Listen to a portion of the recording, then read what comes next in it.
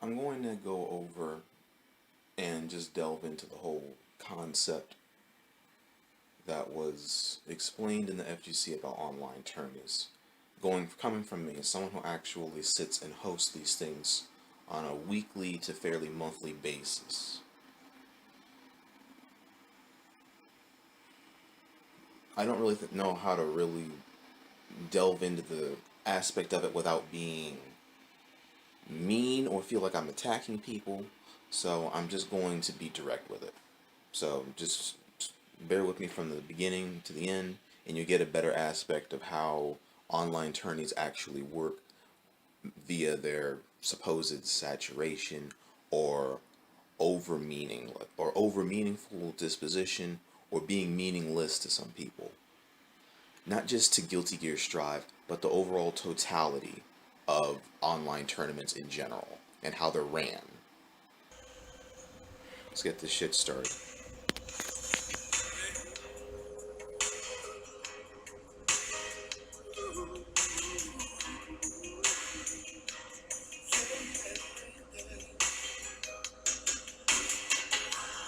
Alright, now regarding stakes.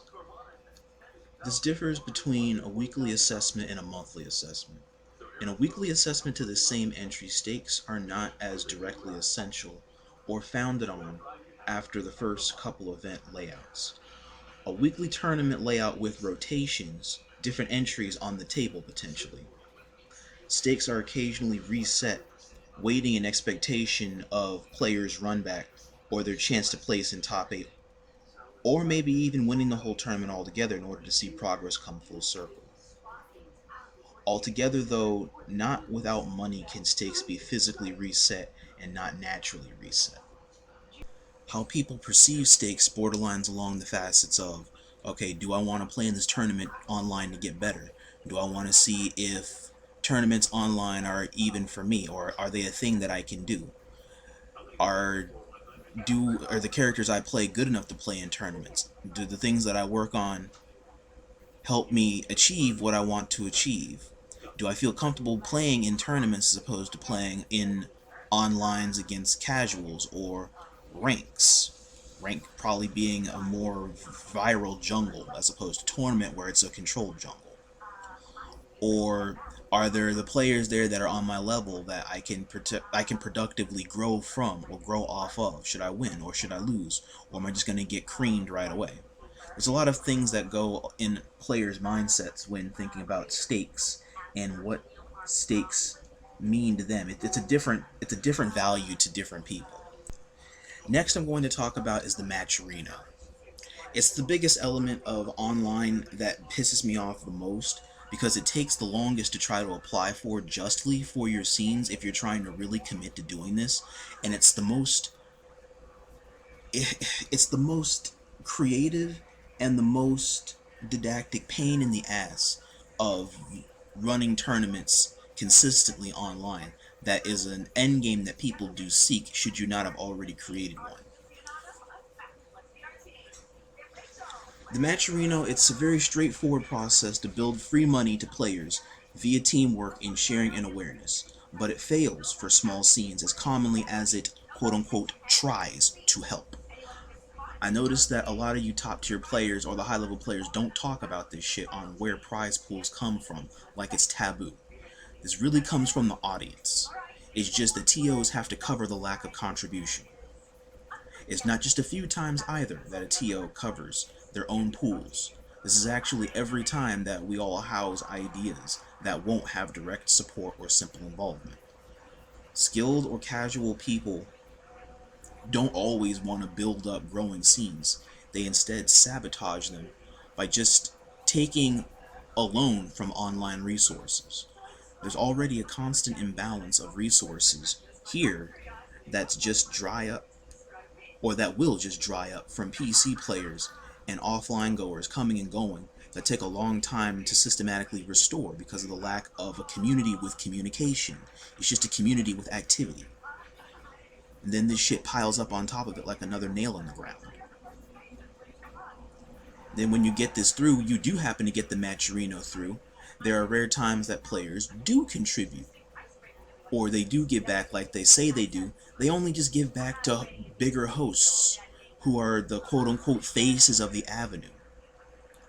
Like, people go through a hell of a lot of trouble to get these fucking Matcherinos to go off, and they finally do go off for the players or for those tournaments or those scenes. There are some people that are thankful, yes, but there's also a lot of people who are not thankful. And then those that they give back to, it just feels like it's just so backhanded in some instances, because you're giving back to the bigger people of the avenue that do shit for you, quote unquote, but they don't give you the screen time like the small streamers do. Not to those hosts who literally just helped a lot of smart asses, or even you, if it may be you. Be a somebody, or gain clout. Be seen. Stack your first win. Get your wins in your favor. There's some people that probably don't even succeed online or would never even see their very first championship if it wasn't for an online scene. I guarantee you, there's many instances that people kept under their hats. But no, they go to bigger hosts and not those that literally help them be who they are. Not if it didn't matter to them in the first place. This includes the higher level players or top players like any of yourselves. You can argue all you want that you support your favorite scenes, but it shows that you're lying or truth matches with fiction because those same scenes would already be a bigger scene when comparing or being compared to a bigger TO or a bigger scene or avenue or host that you're just selfishly going to more because of that same money factor. Kind of like a vulture picking over a carcass in order to take what's there, and then you move on to bigger game in a bigger light. The same argument about the viewership or engaging followers. They help and hurt the whole successive process of evolution, depending on how they feel or how aware they choose to be at these times. It's crowdfunding, not host funding, but it always becomes a factor that the host has to cover their own bill. But it's still our fault somehow, on why there's never anything in the Matcherino for you guys. Next I want to go over is the lack of actual good players, supposedly. This is a multi-faced opinion, including the time schedule sittings of so many events that are ran predominantly on East Coast sittings and schedules, and not on EU or elsewhere. So I'm just going to hop right into this. The lack thereof of skilled players or proficient players is where the creativity of the hosts does come into play sometimes in order to compensate, in terms of how we either do our promoting, our advertising, or we work with who's there in order to help build standouts or make standouts. Everyone does this differently, and I'll use some examples from some of my cohorts and their ingenuity as well as my own. So let me educate the people on creativity that fills in gaps. If there are no killers, we can just simply make killers. Those here that play enough people or enough diversity of the cast or cast to those video games or those archetypes enough to take advantage of the weekly competitive application eventually become standouts at the scene or standouts at the event, and they're going to be on their way to becoming good or decently skilled players. The TO has complete control over the brackets and everything that's manageable. We literally have complete control over everything. As much as people say that they don't, or some people believe they don't, you do. A TO, me or anybody else, can easily make one person's run either easier or harder at almost any time that we so choose. Brackets more so allow butting into tossing curveballs at times of growth to solidify an upcoming player's leveling up process. Like, for instance, having them meet a past champion or someone who's previously contested champions in order to see what they're doing, see if the progress has actually solidified. Are they paying attention? Are they looking beyond what they see? Do they have good movement? Do they have good neutral? Or are they just actually pressing buttons all the time? Facets like this, in terms of controlling the bracket how you need at certain times, can turn garbage players into very treasured keepsakes for those scenes. This is what leads to a lot of returning players. That way they can keep seeing their progress evolve through the scene, because the premise that they're growing off of isn't to gain money. The premise is to gain experience. This can or can't bleed into the stakes premise I was talking about earlier in my statement. Now, everything I just said Think about this as a whole, if you're able to. Think about this as a whole, the whole premise of the tournament organizer, especially the online TOs. The whole role is a very graciously blessed and miserable responsibility that viewers or casual players try to understand, but higher level or top level players will never always understand or bluntly just don't give a fuck about. They care about the money from the event. You may respect us or so you say, but do you really at all? Especially if money is involved. The main thing you're worried about at the end of the night is your paycheck. That doesn't matter to everybody. We put all this together to see great things happen at the cost of live or passing headaches occasionally or constantly. We get burnouts too. TOs can also get a burnout from doing all this stuff constantly. Be it a weekly, a daily, a bi-weekly, whatever it is people's schedules are. We're also ordinary people that happen to fall in the mass supporting role of the FGC community outline and honestly don't get rewarded for it after losing more than we gain. We even step away from the limelight or step away from our spotlights and our lanes that we're hosting for a lot of you guys. Shit doesn't happen. And players, even you guys, even you at the top, know that but disregard it altogether until your favorite streamer or that scene you go to all the time in order to go do your thing, that thing that you always do, suddenly just stops. Like literally, if we're not there, no one will take up the mantle to keep a good thing going, because many of us have tested this at times when we're like, I actually don't want to do this right now. I'm going to pass this on to somebody else. And time again, a lot of people don't want to contribute. People are always available to want to play or to want to take, but they're not available to give. You see the very interesting incomplete circle that happens on the lower side of the food chain that you're just casually disregarding. Take a look, for example, for Wednesday night's fights when they had the overseeing transfer, or in the NRS scene where Mortal Kombat or Injustice, when those games come from. Any one of the recent hosts of modern day NRS gaming, he had a winter hiatus when he was going and sorting out a lot of the fiscal deeds from a lot of his self-funded events, and went to go do went to go do his own thing away from hosting events. That whole time he was down, nobody took up his mantle. It was like a whole dark month for NRS games. Or NLBC, Next Level Battle Circuit, dying. A whole grandfather of online fighting game communities, and a whole systematic bi-weekly event that Spooky had. That shit shut down. It was a whole month, 2 months debatably, until other scenes and other tournament organizers, even some that were born from NLBC itself, stepped up, had the courage to put their careers on hold to host productive scenes for their fellow brothers and sisters, myself included. There's a lot of people that debatably were trying to contest that spot since Spooky went down, in order to be that pinnacle entertainment spot that people wanted for online. As much as many people do support online scenes, for those that are born of online or only have online as an avenue, unfortunately, I guarantee you there's also that many people, if not more, that will not take our places should anything happen to us, or will not keep our scenes going for, honestly, fear of disinterest, the struggle in keeping this going when they actually see the real reason and see the real struggles and difficulties on how to uphold something that you have here, or have a limited passion in the avenue itself. It's easy to be on the outside looking in until you're on the inside looking out. Now, for me, and the experiences of many of my fellow TOs online in many of our meetings, I get tired of a lot of the condescension from players taking for granted a lot of these scenes. But we suck it up and we keep going because it's what some of us are passionate about for now, despite many of the thieves and backstabbers that we know through our scenes or have encountered doing our job that would sooner watch our platforms or any of our established platforms, like mine or anybody else's, probably just crumble from a loss of funding or support when all these players that do benefit have the power to build them into bigger lanes and avenues respectfully.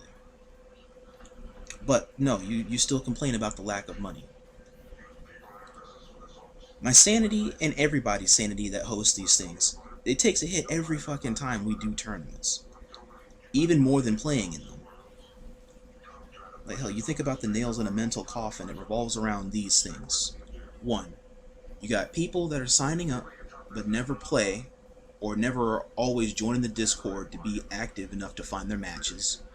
Two, people being late, because why not? You keep forgetting that it happens at this time all the time if it's a weekly thing, or you come enough to know when it starts, so either way you're going to get DQ'd. Three, multiple matches in the background that need updates while the one is happening right in front of me on stream that I'm focusing on predominantly. So your eyes or your thinking have to be in more than one place at the same time constantly until probably around top 8 area, when it starts getting a lot easier to sort out the order of matches since just about every match is going to be in front of you. 4, lag. You have to think, okay, will there be lag today that I have to sort out? Either from the connections, or the weather, or lobbies. I have to pick a poison, right? And we just commit to it. Or could it even be somebody's connections, not so much mine? Could it be mine, if not somebody else's? 5, will someone help me this week, or am I going to be hosting another whole tournament by myself again? Sometimes some people, myself included, go through the effort and beautiful disappointment to bring on someone to aid all the time, so that way it's not such a big anvil in doing so much multitasking, but are let down a lot of the time because of, oh, I forgot something came up, or wait, was it today? When it's the same damn time and place, it will always be. Or 6, we go back to Matcherino and we go back to the quote-unquote money issue, or an incentive for the common player to join up on that the host or the founder does have to honor. This money that has to be here for sometimes whenever money is on the line that we never get back from doing these events. Free money that's also offered to people that never do what you need to do to stack free money for people to win for just playing the video game. Small as it may be, but money is money, and it's still something, with or without coupons. There's a way that you can even make this work with and without coupons if your whole contract with Matcherino expired, and so you're basically just left trying to freelance raising money that is never going to be as high as it could be until you reach the mandate for Matcherino to say, hey, your scene is actually making us a little bit of money here. We'll keep giving you some coupons. That way people can keep clicking for these free coupons, which can keep getting your players money. If the scenes don't do that and enough people don't do that, Matcherino takes that away. So now you make even less money, or you potentially make even less money, to where it's non-essential anymore. Details like this, a lot of us from time to time do think about in order to keep our scenes going, or to keep making the impacts that we keep doing. We just do a pretty good job at trying to hide it, because who's going to ask in the middle of these tournaments? You're focused more so on trying to play in the tournament more than be concerned about how it's ran. Unless the bad facets of a tournament just so happen to now be caught up in your interest or have a conflict of interest. That's the only other time where you would ask, or where it would be brought up. Anyway, I say all of this that I said here tonight to put the perspective from the TO and the organizer's perspective more so than the player's perspective. I've heard a lot of people from Romoola and Hotashi, or since that starting line between Jonathan Tene and Hotashi and then Romoola and Reeds, go into detail on this whole thing, but this is all from the player's perspective, and that pissed me off that no other TO went through this or has yet to do this yet, where they've made their own input to talk about this from the TO's perspective. Because the players only talk about this from the players' perspectives. How the fuck are you supposed to actually understand how the TO feels in the middle of this stuff? thinking that we're supposed to keep catering to a whole bunch of entitled ass fools. It's not fair, but then it's supposed to be our fault. That's why I had to go on ahead, pop on my recorder thing, and just make it do what it do. And for those out there that did listen, I thank you for listening to what it is I'm talking about, or to try to understand the online TO's perspective, being one myself for so many years now. I'm sure a lot of my friends and cohorts will probably also chime in eventually, when I look forward to hearing a lot of their input also on this take. Now you have a better idea of the perspective of tournament organizing, especially online, and all the natural facets that come in every weekly rotation, and you can understand why it may or may not be for the faint of heart, why there's that many of us in each scene or each lane. Anyway, you guys go on ahead and just sit on that for a little bit.